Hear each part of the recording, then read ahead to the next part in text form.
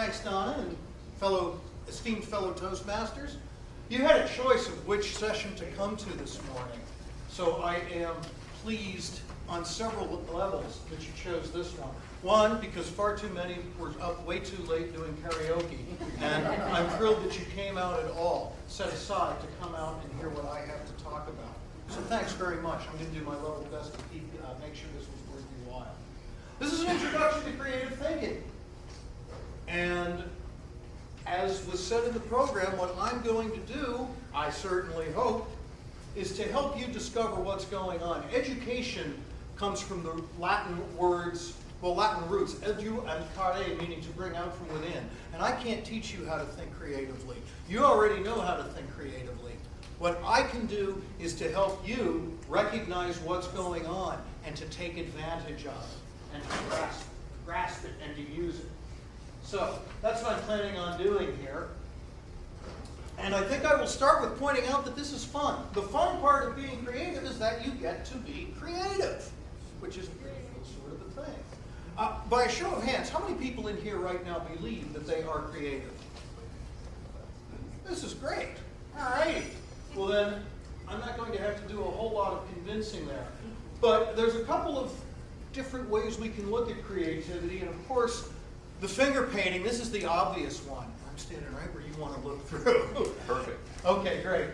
That's one example of it, but it goes into a lot of other areas. This was one of the most creative things of my lifetime. The moon landing defined life for me. I was a 10-year-old kid when that was going on, and like everybody else, I wanted to be an astronaut. And like 99.99% of the rest of us, we found out career choices aren't carved in stone when you're 10 years old. Because if there were, what a glut of baseball players, astronauts, and nurses we'd have, and nobody left driving the trucks. But this was certainly one of the most creative things I can possibly think of, and I will refer to it again. Then, of course, there's also Wayne Gretzky. For those of you who are not hockey fans, I'm going to make this as simple as possible. Wayne's team is in the blue. You can see the little bit of the goaltender there guarding the net that the blue team is trying to score in.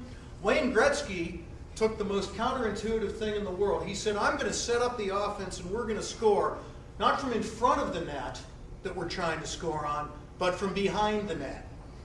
And while you may get arguments as to whether Wayne Gretzky is the greatest hockey player who ever lived, he is without question one of the top three. Anybody who argues that has rendered himself incapable of signing a contract, at least an enforceable one.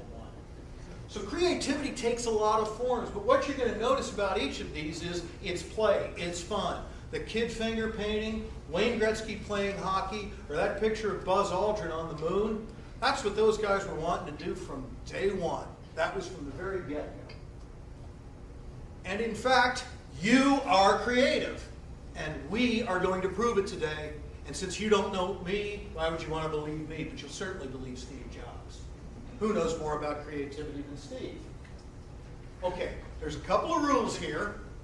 And I'm not exactly wrapped up in rules the way, say, a legislator is, or a policeman who wants to make sure that you don't cross when the cars are coming this way. Rules in the context that I am using them right now mean fundamental principles, things of which we must be mindful if we're actually going to get from point A to point B.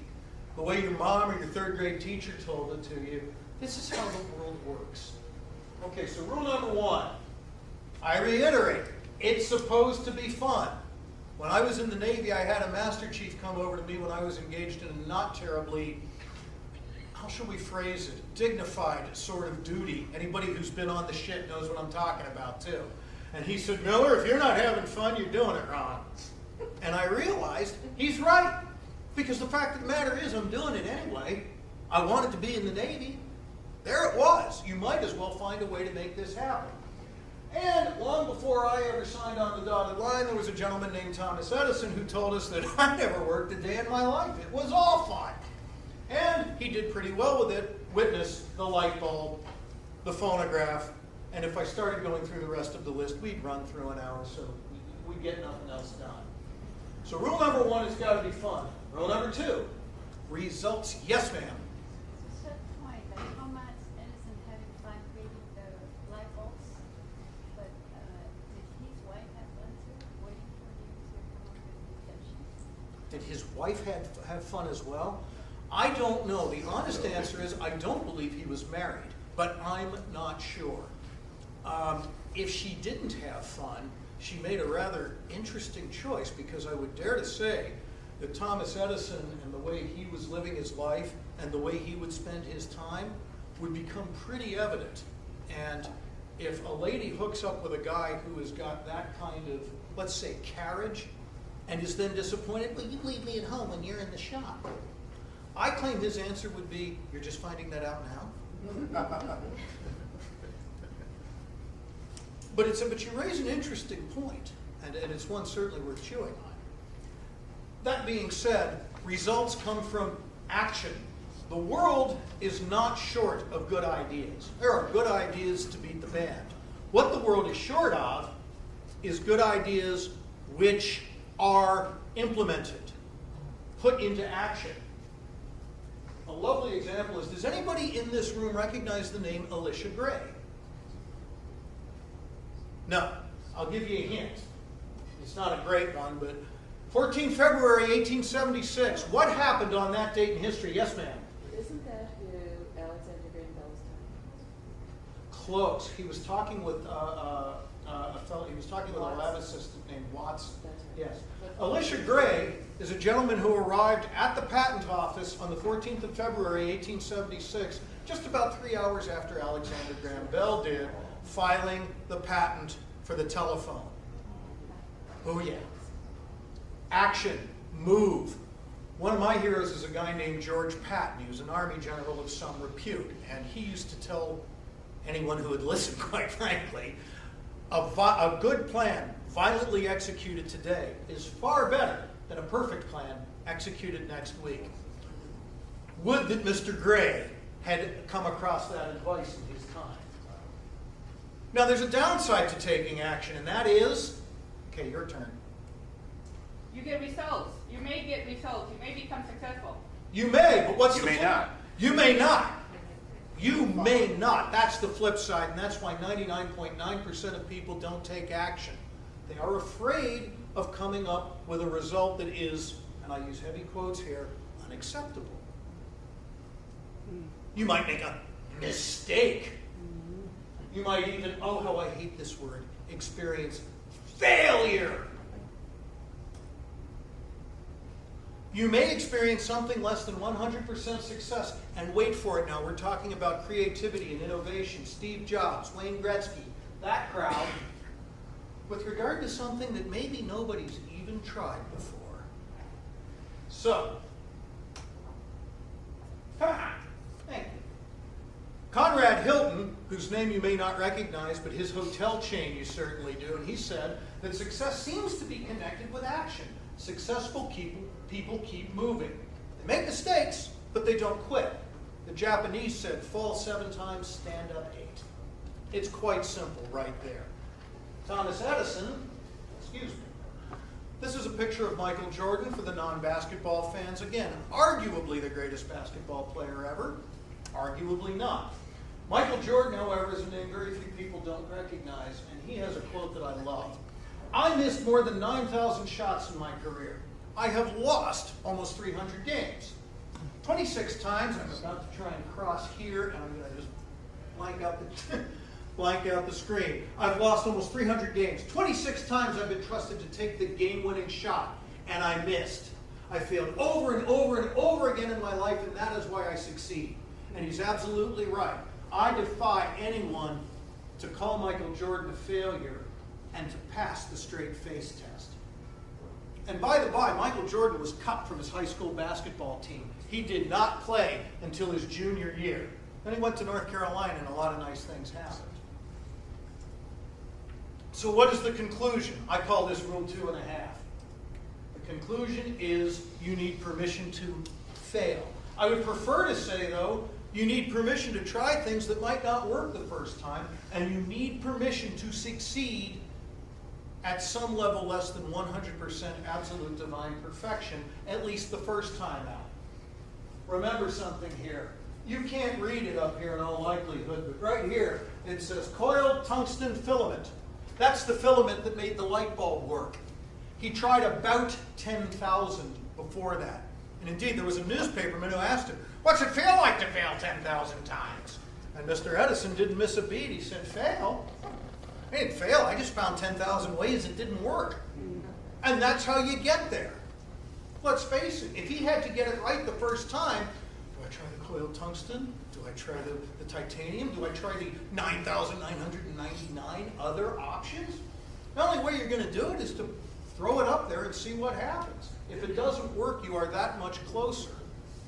Anybody who sells insurance for a living knows exactly what I'm talking about. Or, in more pedestrian terms, you have to kiss a lot of frogs before you find the prince. So just what is creativity? What is this thing we're talking about? We all know it when we see it, but what really is it? I'm going to be bold enough not to go to the Oxford English Dictionary here, and I'm going to tell you, to my mind, it is novel behavior that is recognized within a culture, within Toastmasters, within the United States, within the state of Maryland, within the hotel lobby, within however we choose to define our particular cultural realm as novel, and it's a big and, has value. Because I can speak to you right now, standing on a chair, right here, and this is novel, and I'll get your attention for about a second and a half, but I don't know that this is actually adding a whole heck of a lot of value. It's probably just distracting, to be truthful. So I'm going to cut it out. But it's novel behavior that is recognized as novel and has value. And again, old Steve could tell you a lot about that. So now that we know what it is, from whence does it come? The source of creativity, think of the innovations the Beatles made. If you look carefully there, by the by, this is a recording session. They did it with George Martin. This was when they were recording I Feel Fine. This is the first time that feedback was purposely put into the recording. You used to have the studio edit the guitar feedback out. If the string, the vibrating string, got too close to the speaker, you would start rebroadcasting yourself. Listen to I Feel Fine. About 30 seconds into the song, you'll know what he's talking about. And if you look real carefully, you'll notice that the drummer, Ringo, is playing an exercise bicycle. And of course, those moments where in any interview with the manager or the coach, and they say, "How did Gretzky ever do that?" And the answer that Glenn Sather always used to give was, "Well, you can't coach that." So where did it come from? Basic competency. This is a picture. These pictures of a couple of things here. If you look carefully, you'll recognize who these guys are. This is Paul McCartney when he was about 19 years old. This is George Harrison trying to grow his hair like Elvis Presley with the big pompadour. This is John Lennon. And the drummer was Stu Sutcliffe at this point. The Beatles at that time were playing in bars where women were scantily, if not at all, clothed in Hamburg, Germany. They were sleeping in not even bunk rooms. They were sleeping right next to the washroom in these bars. It was crummy. They played 7 days a week as a rule. Occasionally they would play 6. Usually they played 12 hours a day. 12 on, 12 off. They paid some dues. Basic competency. Hockey, we've all seen these sorts of things. The part I want to point out is Wayne Gretzky is working from back here to score in that net. But it's about basic competency. It's knowing what the heck you're doing. You are 10,000 hours away from excellence, and before you take that figure and say, "Oh my God, 10,000 hours, it's forever." It's not. If you work a 9 to 5 workday, it's 5 years of full-time work with 2 weeks of vacation every year.